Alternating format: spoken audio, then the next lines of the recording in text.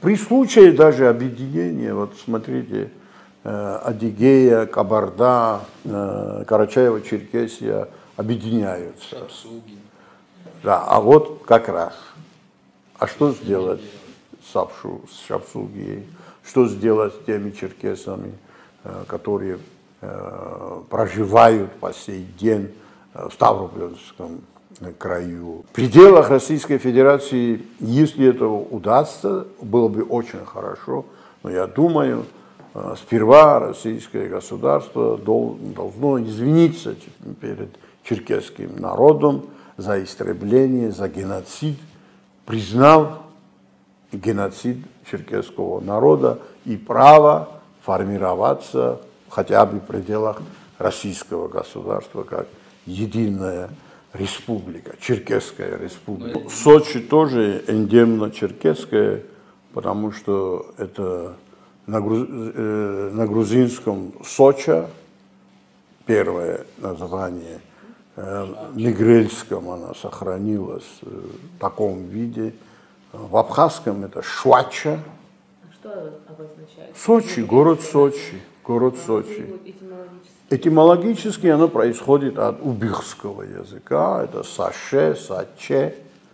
Это были и племена убихские, то есть черкесские, и название местности.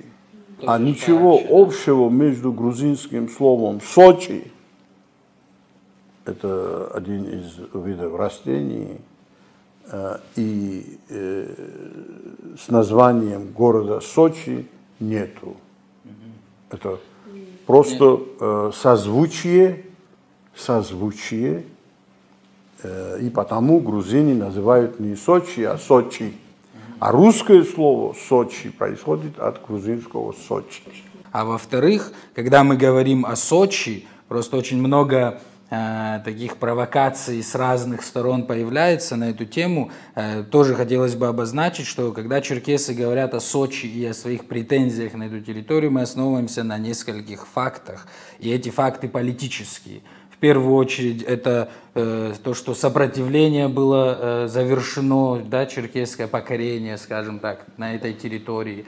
То, что воюющие Черкесии, да, то, что нам Александр II провел парад победы над черкесами, то, что черкесский флаг и Меджлис свободных черкесов, парламент, да, по сути, то есть государственное образование Черкесии как субъекта международного права происходило на этой территории. Поэтому, когда вот такая демагогия появляется в плане названий и местности, это выглядит смешно, но я думаю, нужно этим людям тоже давать понимать, о чем вообще мы говорим. Да, вот эти все моменты, да, вот лингвистические, этимологические, потом Мераб хочу здесь включить, у вас отражены в вашем этимологическом словаре.